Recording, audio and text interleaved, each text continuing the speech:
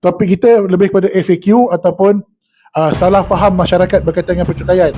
Soalannya yang pertama, kenapa charge tax fee ni mahal? Okay, freelance sana boleh buat murah saja. Ini selalu. Kenapa orang cakap charge tax fee ni mahal? Okay, freelance boleh buat murah. Okay, Mel Bercukai terangkan. Untuk mendapat lesen ejen cukai yang bertauliah, okay, kita kena at least ada 5 tahun pengalaman dalam bidang percukaian.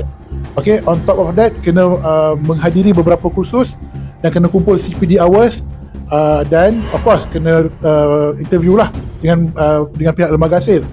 Okay, dan dalam interview tu bukan seorang dua yang akan interview ejen cukai ni, okay, ataupun calon ejen cukai bertauliah ni.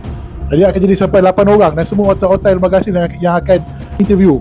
Kenapa freelance boleh bagi murah? Sebab freelance kemungkinan besar mereka tak ada lesen lah, dan mereka tidak dipertanggungjawabkan dalam declare borang cukai.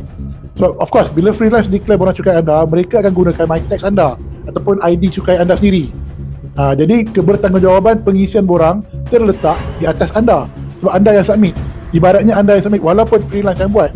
Bagi ejen cukai yang bertauliah, biasanya mereka first of all mereka kena maintain lah license tu, dan sekiranya membuat submission borang cukai, mereka akan menggunakan ID MyTax mereka. Jadi kebertanggungjawaban pengisian borang dan pengiraan cukai adalah di bawah ejen cukai yang berlesen.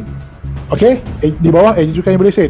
Berbanding dengan freelance, first of all kita tak tahu dia punya tahap ilmu pengetahuan tu dah up to date atau tidak. Sebab perlu diingat, ejen cukai bertauliah kena update every year. Mereka perlu tahu apa update terkini dalam bajet setiap tahun. Okey, berbanding dengan freelance, mungkin mereka punya pengetahuan dah obsolete, dah lama, dah lapuk. Tapi mereka still boleh buat lah. Buat, dan again untuk submission mereka akan guna MyTax anda.